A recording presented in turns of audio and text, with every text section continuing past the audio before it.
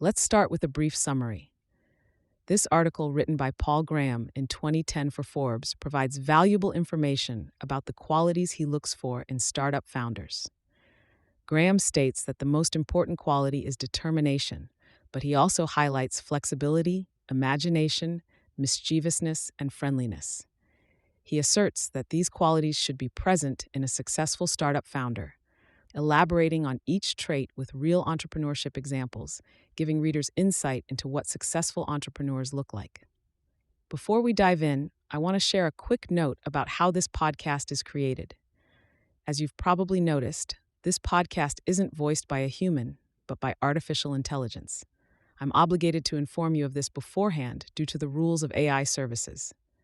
This podcast is made possible by our sponsor, Wope.com, an AI startup that combines content marketing with artificial intelligence to significantly boost traffic and revenue of your startups.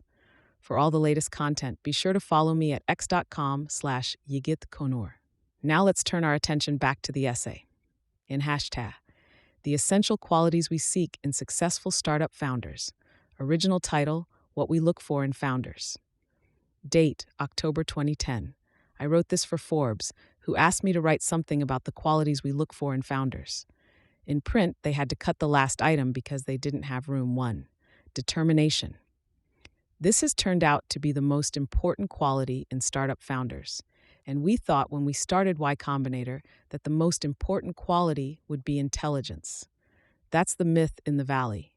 And certainly you don't want founders to be stupid. But as long as you're over a certain threshold of intelligence, what matters most is determination. You're going to hit a lot of obstacles. You can't be the sort of person who gets HTML easily. Bill Clerico and Rich Aberman of WePay.com are a good example.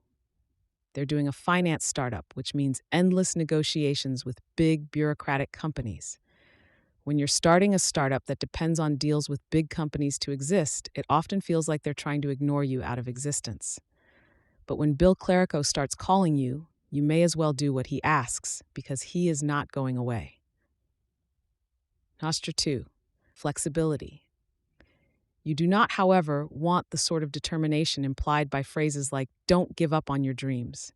The world of startups is so unpredictable that you need to be able to modify your dreams on the fly.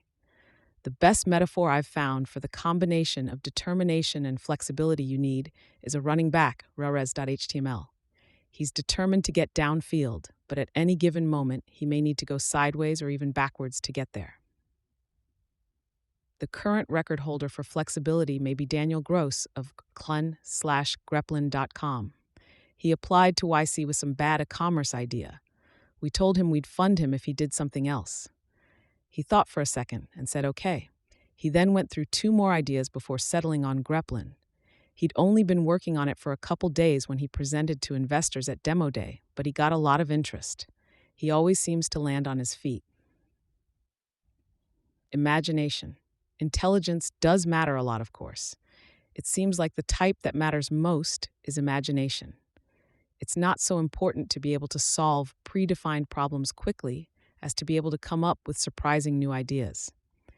In the startup world, most good ideas, bad, Googles.html, initially. If they were obviously good, someone would already be doing them. So you need the kind of intelligence that produces ideas with just the right level of craziness. Airbnb.com is that kind of idea. In fact, when we funded Airbnb, we thought it was too crazy. We couldn't believe large numbers of people would want to stay in other people's places. We funded them because we liked the founders so much. As soon as we heard they'd been supporting themselves by selling Obama and McCain-branded breakfast cereal, they were in. And it turned out the idea was on the right side of crazy after all. Number 4. Naughtiness. Though the most successful founders are usually good people, they tend to have a piratical gleam in their eye. They're not goody-two-shoes type good. Morally, they care about getting the big questions right, but not about observing proprieties. That's why I'd use the word naughty rather than evil. They delight in breaking rules, GBA.html, but not rules that matter. This quality may be redundant, though. It may be implied by imagination. Sam Altman of DateLoop.com is one of the most successful alumni. So we asked him what question we could put on the Y Combinator application that would help us discover more people like him. He said to ask about a time when they'd hacked something to their advantage. Hacked in the sense of beating the system, not breaking into computers. It has become one of the questions we pay most attention to when judging applications. Number 5, friendship. Empirically, it seems to be hard to start a startup with just one founder. Startupmistakes.html. Most of the big successes have 2 or 3, and the relationship between the founders has to be strong. They must genuinely like one another and work well together. Startups do to the relationship between the founders what a dog does to a sock. If it can be pulled apart, it will be. Emmett Shear and Justin Can of Justin.tv are a good example of close friends who work well together. They've known each other since second grade. They can practically read one another's minds. I'm sure they argue, like all founders, but I have never once sensed any unresolved tension between them. Thanks to Jessica Livingston and Chris Steiner for reading drafts of this.